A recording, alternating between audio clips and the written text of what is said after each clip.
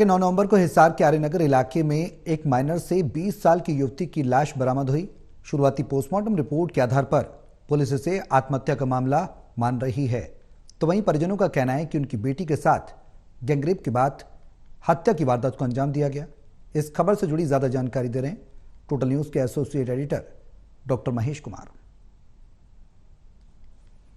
हिसार के Camry road का इलाका और 8 नवंबर की तारीख 20 साल की एक युवती अपने घर से गायब हो जाती है और परिवार के लोग एक एक थाने तक पहुंचने की कोशिश करते हैं, लड़की को तलाशने की कोशिश करते हैं, लेकिन पुलिस अपनी भूमिका को अदा नहीं करती। अगले दिन यानी 9 नवंबर की तारीख और लड़की की लाश कैमरी रोड के पास ही एक माइनर से बरामद होती है। पानी के अंदर से लड़की की लाश को निकाला जाता है। उसके बाद सवालों के घेरे में ये पूरा घटनाक्रम और परिवार के लोग ये कहने की कोशिश कर रहे हैं कि कुछ अनहोनी उनकी बेटी के साथ हुई है। इसी पर परिवार के लोग अब पुलिस से न्याय की उम्मीद लगाए हैं। मुझे बताइए कि हुआ क्या था? हुआ ये था कि मेरी बहन 8 तारीख से गायब थी। सुबह 9 बजे अपने ऑफिस के लिए निकली थी, तो शाम 5 बजे वो अपने ऑफिस से निकल जाती है। तो 7 बजे मम्मी के पास फ़ोन आता है कि मैं आ रही हूँ। दोस्त की बर्थडे पार्टी थी, वहाँ पे रह गई थी। तो 7:30 बजे के बाद उसका फ़ोन स्विच ऑफ आता है, फ़ोन नहीं मिला।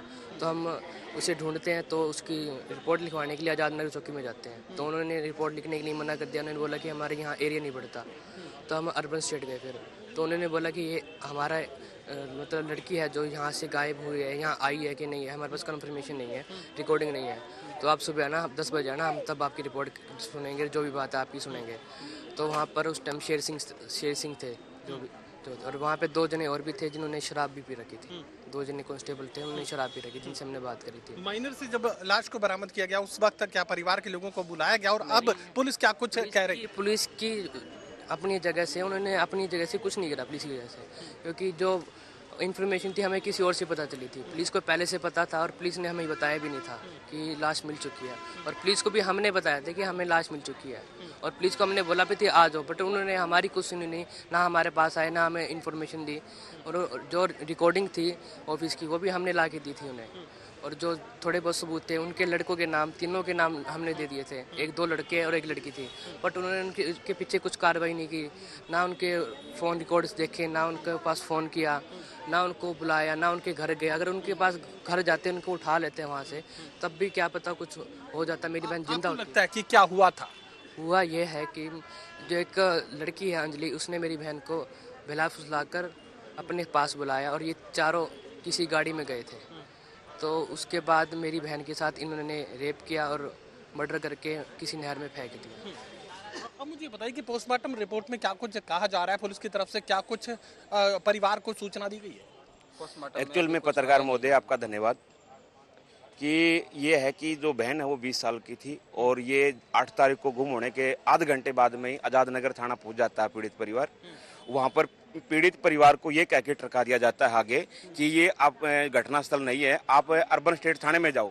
अर्बन स्टेट चौकी में थाने में जाते हैं, उन्होंने अर्बन स्टेट चौकी में भेज दिया।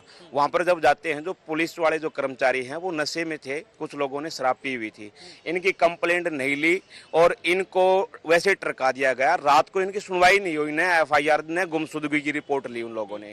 अब आगे क्या आप लोग आगे हम ये कर रहे हैं कि अब हम हिसार सिविल हॉस्पिटल से हम लोग पैदल मार्च निकालेंगे और IG ऑफिस जाएंगे। वहां पर हमारा एक मेमोरेंडम है कि जो आजाद नगर थाने के पुलिस कर्मचारी और अर्बन स्टेट थाने के चौकी के जो लापरवाह कर्मचारी जिन्होंने समय पर कार्रवाई नहीं की, बहन की जान बच सकती थी, उन लोगों के ऊपर कड़ा से कड़ा संज्ञान ले और उनके ऊपर सलाखों के भेजने का काम करे। दूसरा पॉइंट ये है जी, हमारा जो पुलिस का जो रवैया है, जो SHO साहब से बात किया अभी, वो रवैया ये है कि वो इस पूरी घटना को एक आत्महत्या में तब्दील करने के प्रयास कर रहे हैं।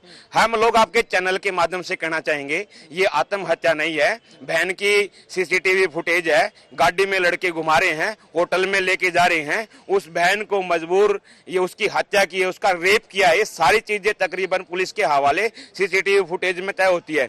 उसके बाद में भी अगर दोषियों का संरक्षण करने का पुलिस करेगी काम है तो हम लोग इधर हाथ पे हाथ धर के नहीं बैठेंगे।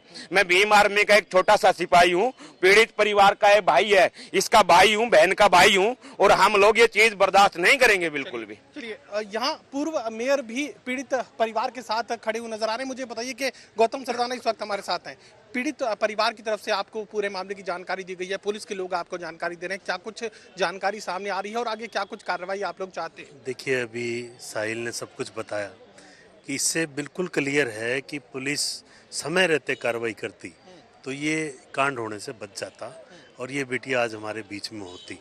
लेकिन ये ढुलमुल रवैया जो पुलिस प्रशासन के पास से कंप्लेनेंट जाता है और उससे मतलब एक भगवान भरोसे जो छोड़ दिया जाता है, ये कहकर कि हम कहाँ ढूंढे, ऐसे शब्द इनको बोले गए पुलिस द्वारा, तो ये नहीं करना चाहिए। और कम से कम पीड़ित परिवार के साथ जो है, जब ये नाम बता रहे हैं कि उन लड़कों के साथ वो इन लड़कों पे हमें शक है, तो उनको बाय नेम जो है उसी समय ही जो है इंटेरोगेटिव करके उनको कहीं ना कहीं ढूंढने का प्रयास पुलिस को करना चाहिए था, ताकि पुलिस ढूंढ लेती समय पे तो ये वारदात नहीं होती।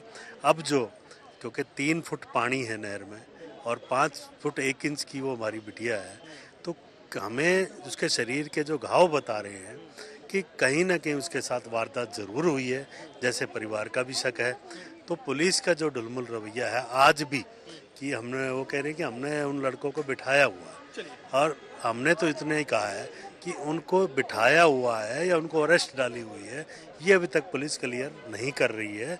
और परिवार भी यही चाहता है कि न्याय हो, और शहरवासी भी यही चाहते हैं, और सारी संस्थाएं जो यहाँ इकट्ठा हुई हैं सभी यही चाहती हैं कि ऐसे वारदात और ना हो और दोषियों को जो है अरेस्ट किया जाए, और जो पुलिस प्रशासन का ढुलमुल रवैया जिस भी अधिकारी का रहा है उसे भी तुरंत परिवार से, हमारी मुख्यमंत्री जी से मांग है कि उसे भी तुरंत प्रभाव से नौकरी से बर्खास्त किया जाए। चलिए, साफ तौर से पुलिस की भूमिका यहाँ सवालों के घेरे में, और परिवार के लोग ये कहने की कोशिश कर रहे हैं कि अनहोनी का शिकार उनकी बेटी हुई है, पुलिस आरोपियों को गिरफ्तार करने के लिए तैयार नहीं है। हालांकि शुरुआती जो जानकारी सामने है उसके मुताबिक पुलिस ने कहा है कि राउंड अप उन्हें किया गया, लेकिन गिरफ्तारी की मांग, सभी आरोपियों की गिरफ्तारी की मांग यहाँ पीड़ित परिवार की तरफ से सामने रखी जा रही है। सहयोगी कमल के साथ doctor Mahesh Kumar, total news, Hisar.